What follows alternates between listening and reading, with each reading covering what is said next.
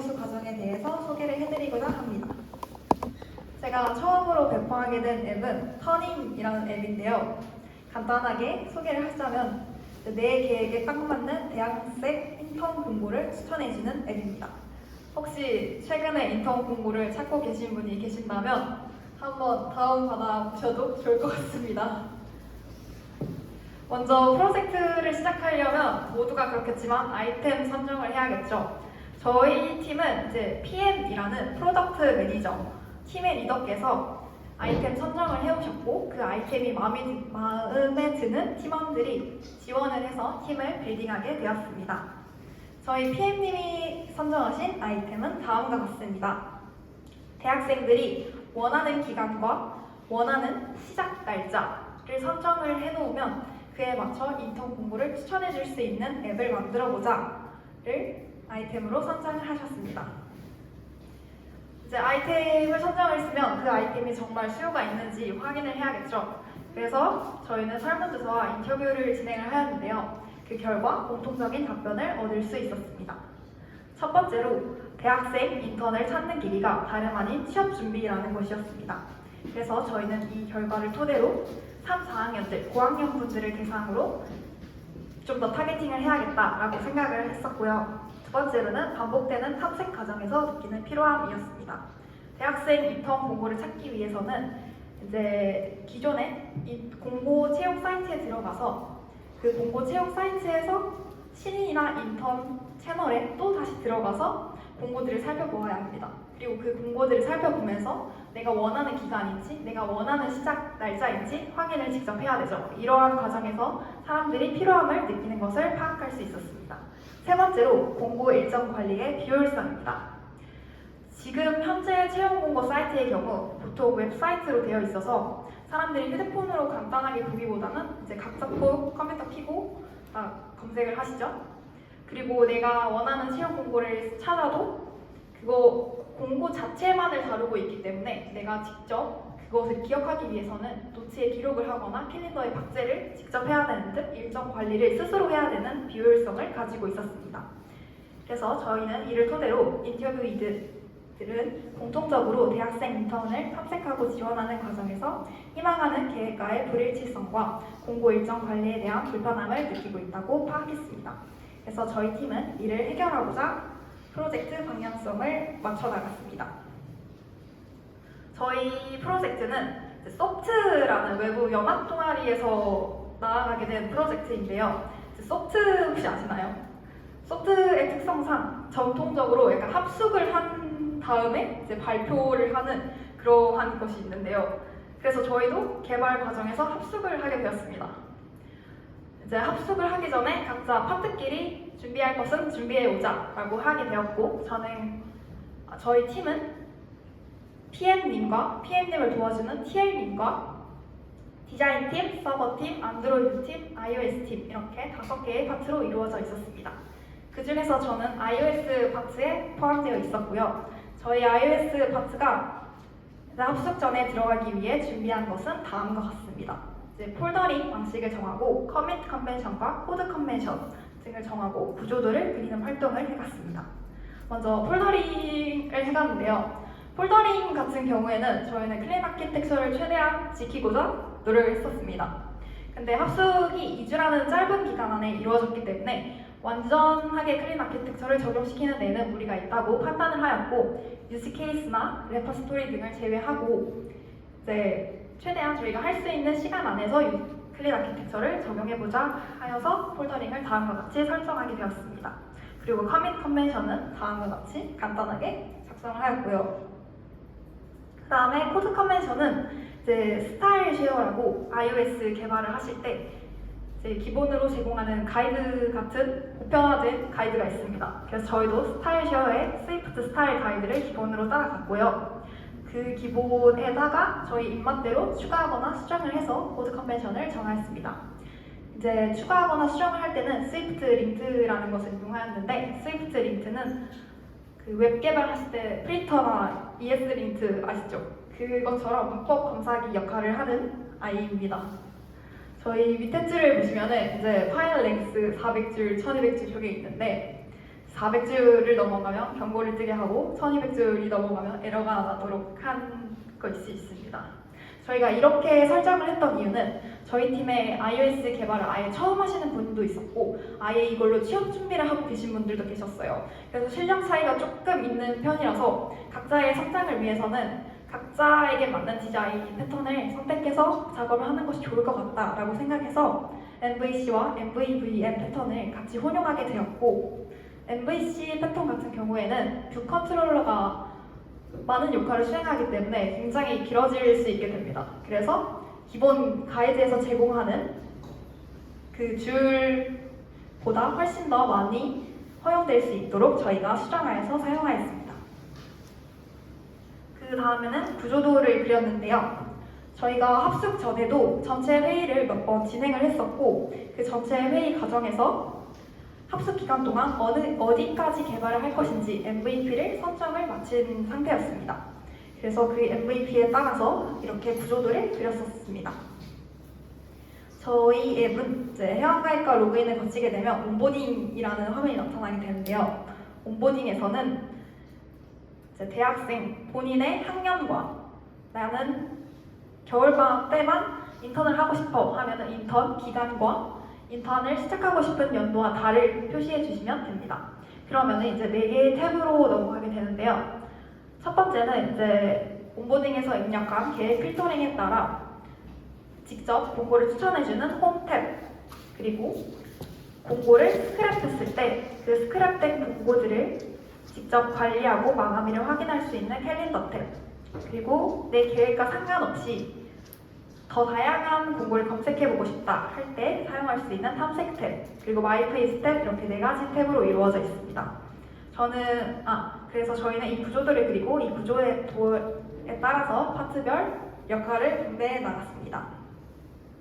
그리고 대망의 1차 스프린트를 진행하게 되는데요. 저희는 이때 합숙 때부터 지금까지 앱을 배포하고 계속 유지보수를 해나가고 있습니다. 근데 저희가 모두 대학생이기 때문에 완전히 이 일에 몰두할 수 없었고 저희는 이렇게 개발 기간을 일정 기간 동안 정해서 스프린트 형식으로 개발을 이어나가고 있습니다. 그래서 지금까지 총 3번의 스프린트를 거쳐왔고요. 첫 번째 스프린트는 이제 합숙을 하면서 MVP를 완성시키고 발표를 해나가자라는 목표를 잡고 진행을 하였습니다. 두 번째 스프린트는 이제 배포를 목표로 하자 하고 진행을 했었고요. 3차 스프린트는 이제 배포한 것들을 유저 반응을 통해서 어떠한 점을 개선해 나가자라는 점을 가지고 3차 스프린트를 진행했었습니다. 이 사진은 1차 스프린트의 사진인데요. 저는 합숙을 하면서 개발을 했던 경험이 정말 제 인생에서 가장 재밌는 개발이었습니다. 보통 2주 만에 짧은 시간 안에 MVP를 만들자고 하면은 진짜 하루 종일 집안에 혼자 밖에서 코딩만 해야 되잖아요. 근데 그러면은 지루해질 틈이 생기기 마련인데 이렇게 팀원들과 다 같이 모여서 개발을 하니까 정말 지루할 틈 없이 개발을 할 수 있었습니다. 이렇게 중간중간 매일 야식도 만들어 먹었고 술도 먹으면서 개발도 했습니다. 그리고 2주 동안 진행을 하였는데 단 하루 개발을 아예 하지 않는 날을 하루 정해서 다 같이 휴일을 가지기도 했습니다. 이제 합숙 개발이라는 것이 흔하진 않은 경험이잖아요. 그래서 저는 합숙 개발을 하면서 가장 좋았던 점은 의사소통이 가장 빠른 속도로 이루어질 수 있었다 였던 것 같습니다. 매일매일 생기는 안건들을 저희는 매일 저녁 전체 회의를 진행하면서 바로바로 해결을 할 수 있었습니다. 또한 같은 파트 내에서도 제가 작업을 하면서 모르는 점이나 궁금한 점이 생겼을 때 바로 옆에 있는 사람한테 질문을 하고 답을 얻을 수 있어서 그 점이 매우 좋았습니다. 같은 팀원분들께 라이브로 이제 PR 소개를 듣거나 코드 리뷰를 라이브로 들으면서 피드백을 즉각적으로 받을 수 있는 점도 좋았습니다. 그 중에서도 제가 프론트 개발자로서 가장 좋았던 점은 안드로이드와 iOS 개발의 갭 차이를 줄일 수 있었다 였던 것 같습니다. 이게 예를 들어서 그 기존 화면이 있는데 새로운 화면이 이렇게 밑에서 쓱 올라오는 화면 전환 방식 아시죠? 그거를 iOS에서는 모달 방식이라고 부르는데 이 모달도 안드로이드와 똑같이 개발을 하지만 이 시간을 얼마나 줄 것이냐, 어떤 애니메이션을 사용할 것이냐에 따라서 천차만별로 디자인이 다르게 보일 수도 있거든요. 근데 이 부분을 같은 기능이라고 넘기면은 나중에 테스트를 할 때 QA 과정에서 디자인팀이 이거 수정해주세요 라고 요청을 하게 됩니다. 그러면은 저희는 다시 개발을 하고 다시 테스트를 거쳐야겠죠?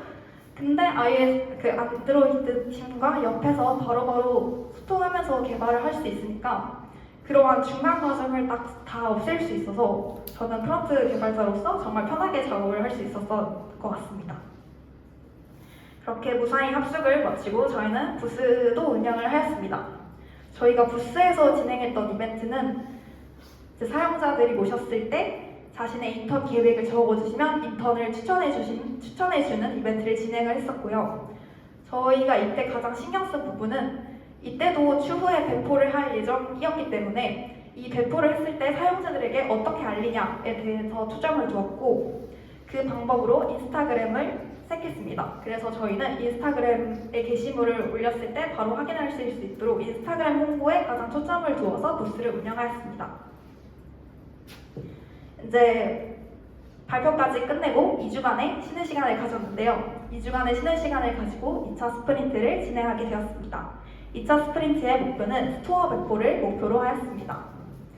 이제 2차 스프린트를 시작하면서 팀원들 다 같이 걱정했던 부분이 있는데요. 발표와 같이 일정 기간이 정해져 있는 개발을 하다가 이제 무기한의 기간이 주어지잖아요. 그럴 경우에는 각자의 이제 삶이 중요하기 때문에 해당 프로젝트가 조금 늦춰질 수 있는 상황이 생깁니다.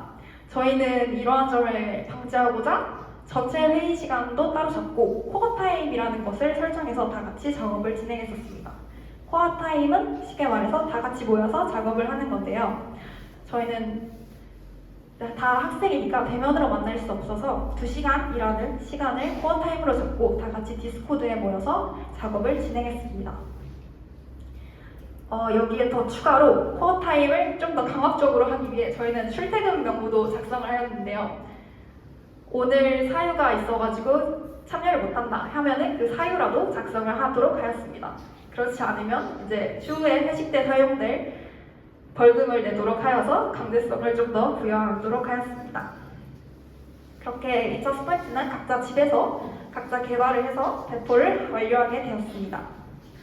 배포를 완료한 후에 저희는 이제 어떻게 유지보수를 하면 좋을까 생각을 했고 가장 중요한 점이 유저 반응을 수집하는 것이다 라고 생각을 했었습니다. 그래서 유저 반응을 수집하기 위해서 3가지 방식을 사용했는데요. 그 중에 첫 번째가 인스타그램 마케팅이었습니다. 저희가 인스타그램을 열심히 홍보를 해놓기도 했고 해서 인스타그램을 사용하자고 생각을 하였습니다. 인스타그램의 마케팅의 경우 디자인팀께서 이제 광고를 만들어서 보내주시면은 저희가 원하는 타겟층과 원하는 예산을 결정해서 인스타그램 광고를 노출시킬 수 있는데요. 이제 그렇게 광고를 띄우고 매주차 마케팅 결과 보고를 확인했습니다.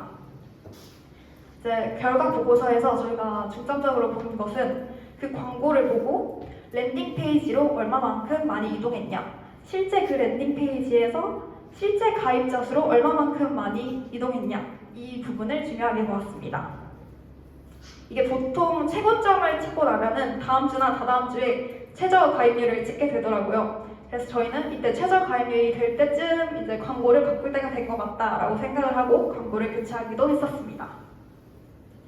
이 과정에서 저희는 이제 높은 금액의 광고를 선택하면은 노출수가 높고 짧은 기간 광고를 노출할 수 있었고 낮은 금액의 광고를 선택하면은 노출수가 낮고 오랜 기간 광고를 유출할 수 있었는데요. 저희의 한정된 예산을 사용해서 결정을 해야 되는 상황이었습니다. 근데 저희가 그때 가입자 1000명 돌파를 앞두고 있었어가지고 팀원들의 포트폴리오나 개인의 성과에 1000명이라는 숫자가 좀 더 유용하게 쓰일 것 같다라고 해서 저희는 높은 금액의 광고를 선택해서 무사히 1000명을 예산 안에서 도달한 기억이 있습니다. 이런 식으로 저희가 표시를 해가며 마케팅을 진행을 했었고요. 그 다음으로 선택했던 방법이 유저 인터뷰였습니다. 유저 인터뷰는 총 크게 3가지 방식으로 진행을 하였는데요. 유저 시나리오를 제공하고 그들의 행동을 관찰 후 기록하는 방식, 그러니까 이 앱은 이렇게 사용하는 거다라고 제공을 하면은 그분이 직접 사용해 보시는 방법입니다. 두 번째로는 기능 개선, 불편한 점에 대해서 직접적으로 물어보는 인터뷰를 진행하였고, 마지막으로는 화면별로 페이지를 나눠서 인터뷰를 진행을 하였습니다. 인터뷰는 지인들을 대상으로 진행을 하였고요. 신기하게도 공통적인 답변들을 얻을 수 있었습니다.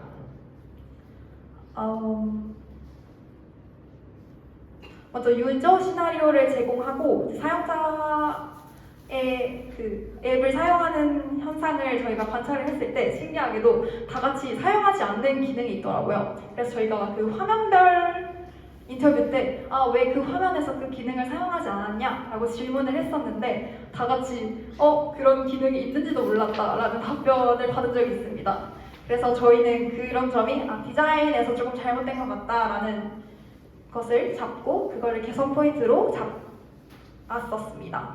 그리고 또 다른 개선 포인트는 저희가 2주간 합숙을 하면서 MVP를 챙기기 위해서 계획 필터링만 챙기고 직무별 공고를 제외를 시켰었거든요. 근데 유저 인터뷰 결과 직무별 공고를 원하시는 분들이 굉장히 많아서 저희의 의견과 그 사용자들의 의견이 일치한다 해서 그 부분은 개선 포인트로 잡고 3차 스프린트 때 적용시켜 나간 기억이 있습니다.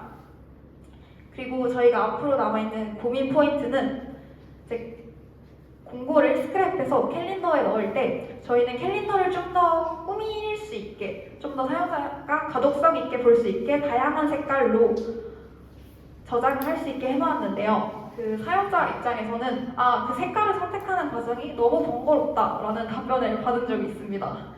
그래서 그냥 아예 통일시켜주거나 최대 3가지로 줄여달라라는 의견을 받은 적이 있어서 그 부분을 고민 포인트로 잡고 이제 앞으로 어떻게 해나갈지 고민하고 있는 부분입니다. 그 다음으로 마지막으로 선택한 데이터 수집은요, 유저 데이터 분석이었는데요. 저희는 iOS에서는 애플리튜드를 사용해서 유저 데이터를 분석했습니다. 이제 이벤트 프로퍼티를 설치해서 사용자가 어떠한 액션을 취하는지 추적하는 건데요.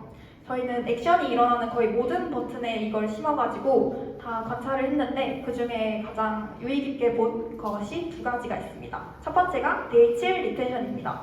데이 7 리텐션은 앱을 사용자가 깔아놓고 쓰지 않을 때 그 쓰지 않은 기간 동안 7일 안에 돌아오는 사용자가 얼마나 되는가에 대한 수치인데요. 저희는 데이 7 리텐션을 측정을 하였고 평균 20%를 기록하며 다른 타 사이트들과 비교를 했을 때 괜찮은 수치다를 확인하고 잘하고 있구나 생각을 했습니다. 그리고 이 수치가 떨어질 때 어떻게 하면은 사용자를 다시 돌아오게 할 수 있는 기능이 있을까를 지금 쭉 생각하고 4차 스프린트에 적용시켜 나갈 생각입니다.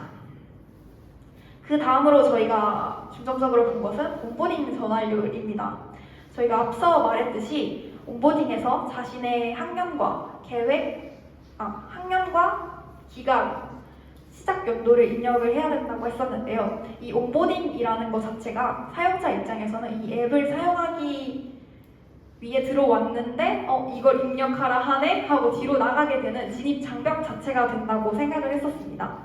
그래서 저희는 이거를 좀 유의 깊게 생각을 하였고 온보딩 중간에 실제로 이탈하는 사람이 얼마인가를 측정하였을 때 저희가 생각하는 것보다 너무 높은 수치가 나왔어서 저희는 이제 3차 스프린트 때는 온보딩 스킵하기 버튼을 집어넣은 기억이 있습니다. 저의 발표는 여기까지인데요. 저는 항상 개발을 하면서 개발 자체만 했었지 이제 개발한 앱을 배포하고 유지보수 해보는 경험은 처음 해봤습니다. 그 경험 속에서 많은 것을 배울 수 있었습니다. 개발하는 것 자체뿐만 아니라 앱을 배포하고 사용자의 피드백을 받고 그 피드백에 따른 개선 사항을 해나가는 것 자체가 이제 제품 개발의 한 사이클, 큰 한 사이클이라는 점을 깨닫게 되었고 개발자가 갖춰야 될 것이 개발 자체뿐만 아니라 사용자와 끊임없이 소통하는 능력도 갖춰야 된다고 생각을 하게 되었던 계기인 것 같습니다. 앞으로 혹시 앱 개발을 하시거나 서비스 런칭을 하실 계획이 있으신 분이라면 오늘 저희 경험이 조금이라도 도움이 되셨으면 좋겠습니다. 감사합니다.